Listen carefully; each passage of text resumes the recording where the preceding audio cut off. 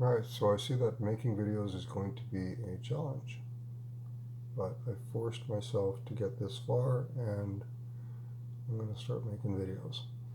I try to get 2 done a week. Generally, these videos are going to be created to introduce you, everyone, to my website. My name is Marshall. I have a website called Red Eyed Radical. It's basically an awful lot of creation.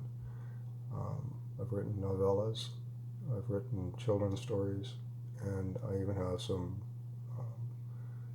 how-to manuals on roofing and flooring and creating a couple more.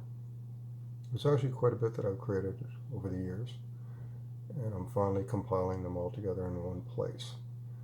So this vlog um, is created so I can introduce myself to you.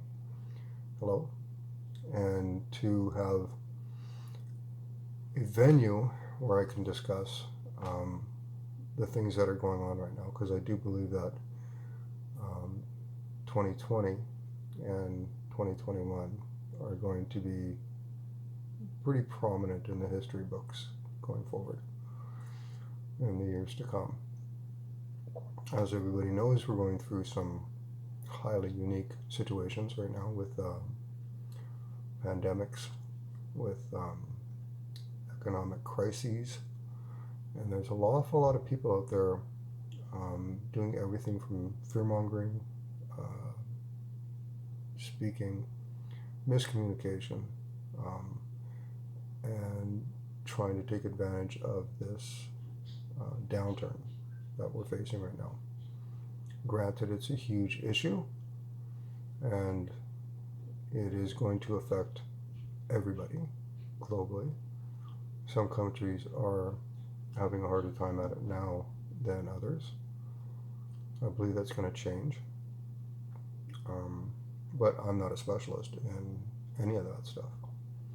Like I say, I'm just someone who creates stuff. I like to have these conversations. I generally have these conversations with people when they're with me, so we can bounce ideas off each other. Much funner that way, much more interesting. I will try to keep it sort of going, fluid. Some things that I have seen out there, because there are people I guess follow. I say that loosely because I don't really follow anybody. Like anyone else, I don't 100% subscribe to anybody's train of thought. I have my own. So just like anybody else, I listen. I dissect what they're saying. Some of it I understand and believe, and some of it I understand that I don't believe. Some people that sort of make sense. Let's say people like Peter Leeds, Peter Schiff. There's Mark Moss. There's a few others. And there's some out there who generally just sound like they're trying to sell something. Hard to say. So there's a lot of options, right? There's a lot of things out there that are happening, and that gets my mind just buzzing with all sorts of ideas and thoughts, and which is why I guess with this timing I have decided to compile everything I have created over the years, finally sit down and get it all put together into a website. Once again, the website is Red Eyed Radical, and I'll create a link once I figure out what I'm doing, because this is my first video and I have no idea what I'm doing, so I'm going to be learning as I go here. Some subjects I would like to talk about right off the bat. One is I believe, and I have these conversations daily, that with all the fear and angst that's out there, people are generally afraid and uncomfortable and uncertain what to do in these times, and there's a lot of tension globally, and there's a lot of issues macroeconomically. And I think that it is affecting not just ourselves, but our children. And I have children. I think because I'm a single father of two young children, it makes it that much more sensitive to me. I have to be very careful and very conscious about what I do and making sure that we stay above water, and hopefully that we can come out of this in a better situation than we came in. From all the things that we hear, this has been coming for a long time, and all it needed was a black swan or a catalyst to start. Well, we have that. We have a pandemic that is taking lives. It's affecting people, people you don't know, and it's a real danger. So where I work, there are we've still been open throughout this whole thing because we're considered semi-essential. And here in Canada, which is where I live, we did not a hard close, but we did like a half close. They were kind of loose on the essential businesses, and there's been a lot of job losses, a lot of businesses that we won't be seeing again, which is highly unfortunate. The unemployment rate has spiked, and my children, for the last few months of the school year, tried the online learning, which is a heck of a thing. I mean, we've had the technology to do it for years, obviously the internet, and Skype and Zoom and all these other things that have been there and are being developed upon, made it capable for them to actually do their online schooling. It was still kind of a challenge because the logging in and the learning online was just as much of a learning curve to the teachers as it was to the students. So it wasn't as smooth a transition people would have hoped for. So, having said that, next year we're hoping for a general open. Canada has lost a lot of good people, but we're one of the countries that tried to do it right, and we're trying to open up again, but we just have to obviously be cautious about social distancing or physical distancing. Social distancing doesn't really make any sense because you have to, we're not being antisocial, we're just physically distancing. But in all environments, we have a lot of people who wear masks, even though the infection rates are low in comparison to other countries.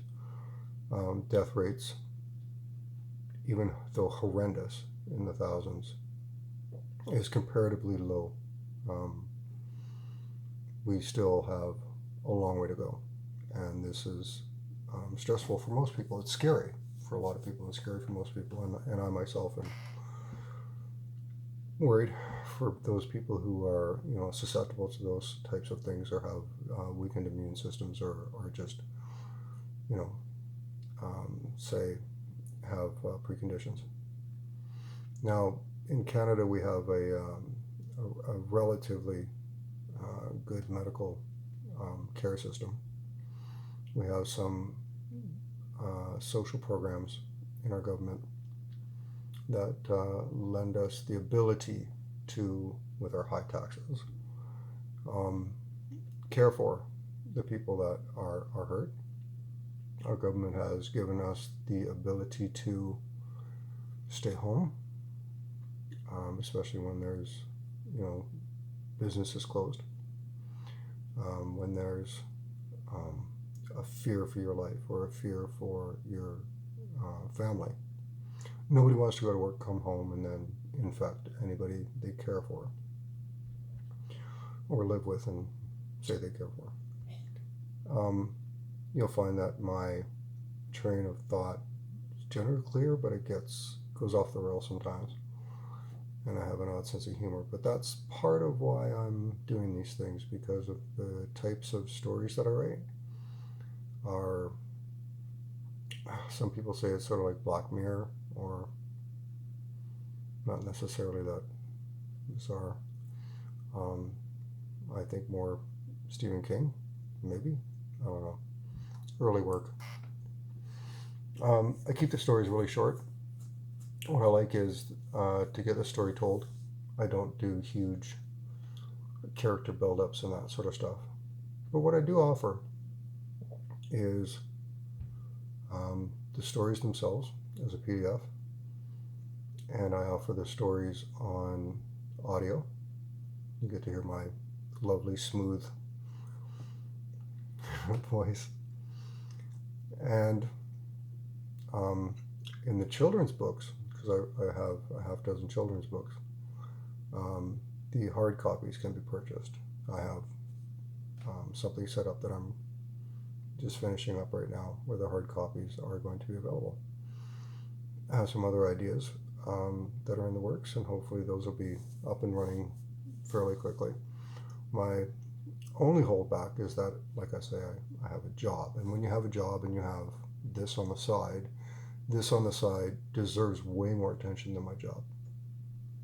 I've had the ability so far to, a couple of years ago, to go semi-retired.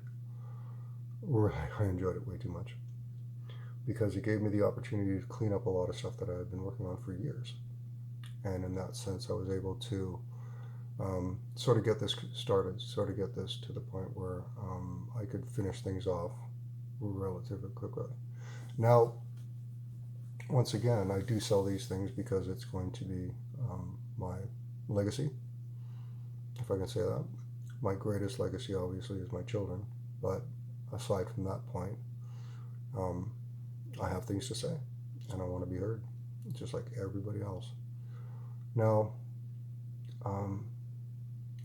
a few things about myself, I guess, would be in line here. I am a tradesperson, actually. I spent most of my life in a trade.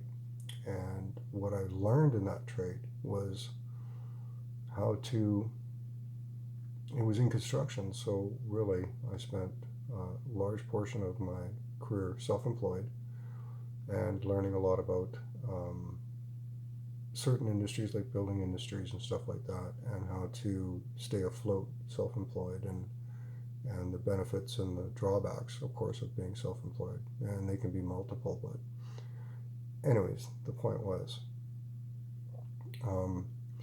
these are a lot of the things that I'd like to discuss. How people can get ahead, just like there are some people on the internet that I've seen and I'll listen to, simply because it's interesting to learn how other people generate incomes, right? The Modern Investor and this Johnny Bravo and some other YouTubers have a very good take on how to do, like, arbitrage, Amazon, take advantage of, selling or reselling or creating your own products and selling them online, which is fantastic, right? Any way that you can create an income to support yourself and your family is awesome. There's also those other YouTubers who suggest where to invest your money. And the problem is you need money in the first place. Their take is it doesn't take much, $50 a week, $50 a month, anything to get started. Like the Modern Investor would suggest, cryptocurrencies. And I have my own opinions of those, but I have invested some in cryptocurrencies just because, as a system, as a development, the ability to, the first ones obviously were created as a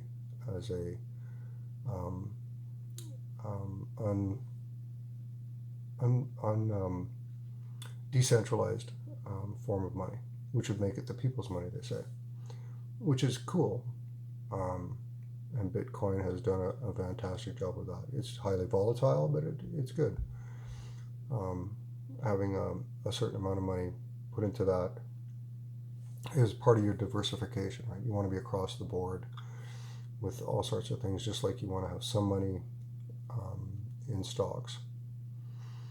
But the other part of the cryptocurrencies allow you to, say, transfer money across the world without having to wait 3 days and spending, a huge portion of your money just to send it off somewhere else to families back in, say, India or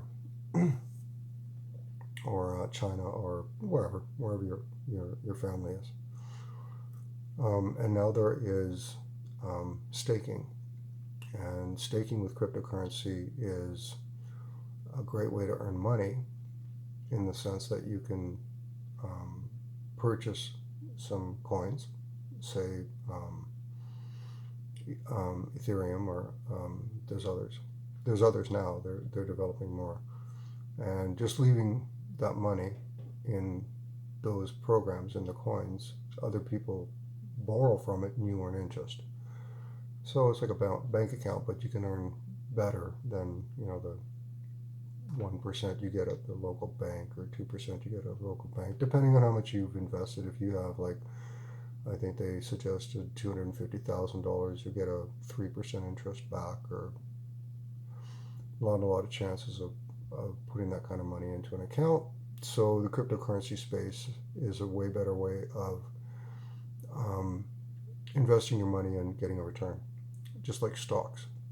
If you have stocks that you believe in, companies that you trust, or industries or indices which you think you can count on through issues and situations that we have worldwide now in the macroeconomics, then you could easily invest in those stocks and hopefully generate a dividend. The best stocks, it seems right now, would be safe stocks like older developed food companies and energy and things like that. And I'll probably have more to talk about on those in some future videos. I'm finding it hard to remind myself to look into the camera so you guys can see. Like, I keep looking at myself and then looking at the camera because, like I say, as my first video, I'm trying to make this make sense. If you went onto my website today, you'd find that it's pretty bare. There are a few things that are ready to go, and as I try to add more and clean it up and finish up a bunch of stuff that I have on the go, there'll be more and more added fairly quickly here. So I've got another story that I'm putting in the next 2 days, and another children's book that I'm just trying to scan and input the documents into now. And I've got 2 more books that are, one's in the works, the other one is pre-story. You'll find them soon. The other thing I wanted to create is another children's story, which the story's written. I just had to teach myself how to draw a monkey.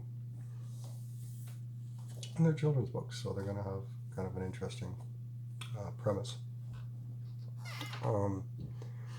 The other thing is I have a lot to talk about in the sense that I have a lot of things like everybody else. I've got a lot of things going on in my life. Things come up daily that I find fascinating or interesting because people I find are fascinating.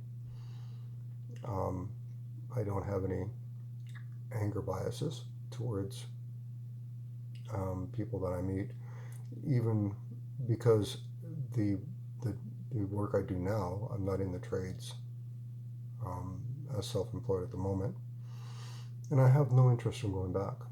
I really did enjoy that semi-retirement I took a couple of years ago. I'm heading that direction. I have every intention in the world of going back to that. And it's not that I'm bragging or I feel like I've got any more right to be retired than anybody else. I just think everybody deserves to be retired and to create what makes them happy, because that's what this is all about, right? It's just almost impossible for most people in this environment, the way the government is set up and the way that companies are set up. Capitalism created what we have in most countries, but it's also been the catalyst for most downfalls. It becomes the capitalism that creates the system which creates employment and products and wealth, which creates greed, which creates more wealth, which creates just a lot of the problems we seem to find ourselves in these two countries that I'm relatively involved in. Being right next door to America, I watch what's happening, and like everybody else in the world, most things are American centric, as in finances, news, those sorts of things, not like any other country like Canada or Australia or Britain or China. Don't matter. It's that most of the news is heavy on the American bias. It seems that way here in Canada. Obviously, we're right next door. It's our brother from another mother downstairs, but our systems, our government systems, are completely different. Our monetary systems are similar. Our problems are fairly similar. So, of those things that we've sort of had to live with, being next door to each other, and I've been down there often, I find that whatever happens there has a tendency to affect a lot of countries across the board. When I watch YouTubers all over the world, there's one Ivan on Tech and a few other ones like that, because I keep an eye on the crypto news. They seem to be heavily influenced by the American economy and the American system as it goes. Of course, there's China, and there's everything that's happening in Hong Kong, and there's the populations in India, and there's the Mediterranean, and all the countries that are straddling that beautiful birth of water. Now, there's a lot of things I can talk about, a lot of things that I probably shouldn't talk about because I'm not educated enough to make smart comments about them. So I'm going to start off talking about the things that I find I have a fair amount of experience in. Most of those are a little more down to earth, a little more human. I do watch and pay attention to a lot of macroeconomics, because everybody wants to come out of this in the best position that they can. Listening to The Modern Investor gives you a good sense of how to create wealth from virtually nothing. There's others, and I keep my ears open for their YouTube channels and spots. But it seems a lot of people get sort of caught in the weeds, caught in the emotion of it. I think what happens is that they get emotionally flustered with the fact that there's little that the individual can do. My daughter has a large standing in Twitter and other social platforms, and she believes that Gen Z can make a difference, and I believe that's true. I believe that enough voices can make a difference. If you have 1 million people standing outside holding signs and showing their disappointment. Even some of the strongest, most constricting governments can be shaken. And that's her belief, and I want her to believe that. I want her to believe that there's nothing more scary to a government than a population that is grouped together and ready to stand for their rights. And as it's been proven through time and through history, freedom is worth fighting for. In a country like Canada, where we have a four-party system, it's nothing like the American system of a two-party system where you have a choice of two evils. We get a choice of four evils, which is fantastic. But it spans a larger sort of options, a larger choice of options. Not that any of them are any better than the first one. It does have a tendency to put more of a lock on the freedoms for certain governments to take over and make a complete mess of everything.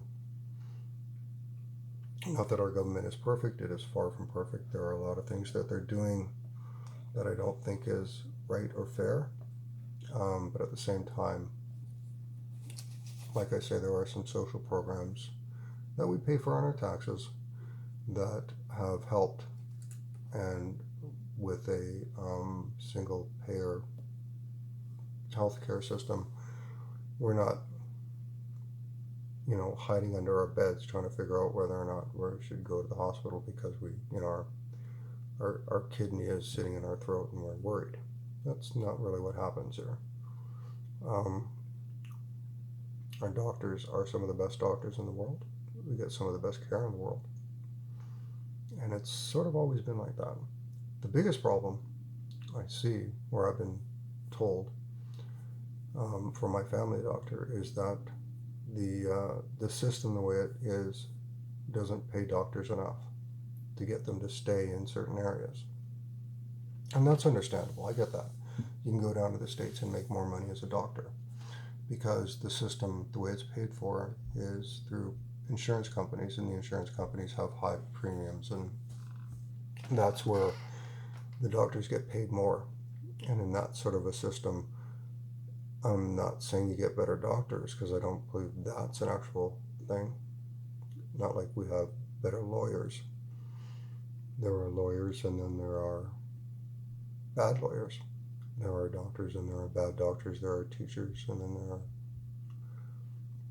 and on and on and on. So I think the thing is that with the system that we have, with some mix of capitalism, the ability to generate and create wealth for your own ends, and in that sense, in order to make more money and to grow, you have to satisfy a larger percentage of the population, so you have to create better products at a better price. Sometimes the decisions are made to cut wages. Sometimes the decisions are made to go to cheaper parts that are made to break down. But at the same time, that system as it stands is probably one of the most self-repairing systems that we have going. Socialist systems as a whole seem to help larger portions of the population, but at the same time, you can't have a centrally managed country. The financial system suffers, production suffers. It's been proven over and over again. So no one system makes sense, whereas there are some systems that can straddle both capitalism and socialism and fumble through the dark and try to make the best of it. Some parts are bad, some parts are good. I'm happy to be in Canada. It's a great country, but of course I'm a little spoiled on this side of Canada because I'm in BC, and we have where I am in BC, we have we don't usually get winter. At the same time, we get kind of really short, hot summers, which is fine too. You just have to sort of get used to the rain and the mild weather. Perfectly fine. Although the taxes are terrible. Whatever. So in saying that, I have obviously some opinions about public schools, private schools. I don't believe that the public schools, the way they're funded and generally um, written in, are overly effective. I think that some of that is due to the fact that there's not enough parent involvement. But as a parent in a high tax area, it can be challenging to be less than a two income family. You can't really do it and survive here comfortably. So just about everybody in the house has to work, right? So with that sort of thing going on, it's really difficult to make sure that your children are are taking advantage of all the education that's out there and available, because you sort of have to help the teachers along, and that's awesome. A lot of the teachers that I've met are dedicated, passionate people, but their hands are tied when you have 32 children in a classroom. That's probably twice more than you should be able to effectively instruct. 15, 20 kids, which should probably be the max if you want some one-on-one to help the children who would struggle, and to direct the ones that have a lot of ability to move ahead quickly.